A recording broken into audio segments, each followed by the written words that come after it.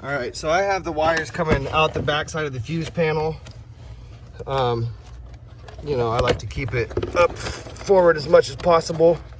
Then you're gonna run the wires around into the side of the seat pedestal under here. There's a little hole already in the side of the seat pedestal. Can't really show you with the camera angle. I can show you on this side. See this little hole right here? There's a matching one on the other side. Believe me, can't really see it with the camera.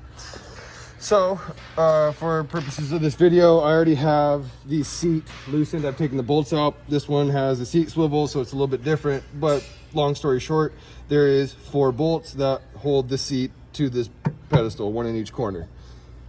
Take them out. If you don't have a seat swivel, the bolts will look like this. It's called the E-Torx.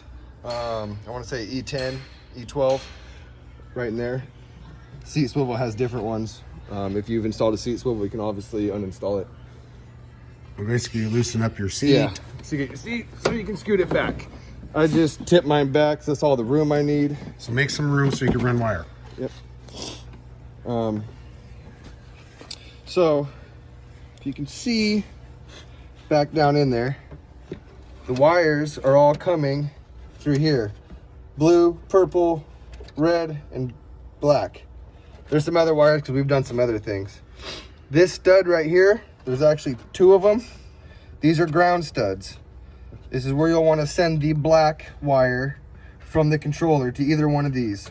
Doesn't really matter, you just need a good ground. So black to ground, there's some ground already down under your seat. Yep.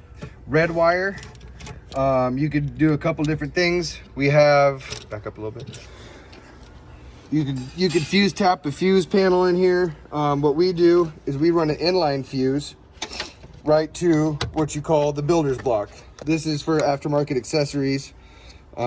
This third one, farthest away from the door, closest to the middle of the van, is your fused ignition switch. So this gets power when you turn your key on.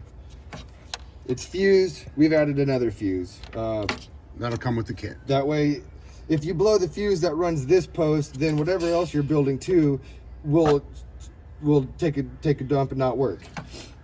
If you fuse it like here and it's the tank causing the fuse to blow, it will blow this one first, and then you know that it is tank related instead of LED lights or whatever else you may have in your van. If you fuse the tank itself, then it kind of helps isolate issues that may arise later. Okay, so use the last one on the far right. There's 3 of them. Yep. And so there's 3 of those. The one on the far left or the far passenger side is hooked to your ignition. So if your car's on, it works. If your car's off, it doesn't work. No. So that's the one we tap into. The purple and blue wire will exit the vehicle down back here in that mess of wire that you see. There is a boot that you can access from underneath the vehicle. We will show it to you here in a second. It is easier to pull the blue and purple wire down from the bottom rather than shoving them down from the top.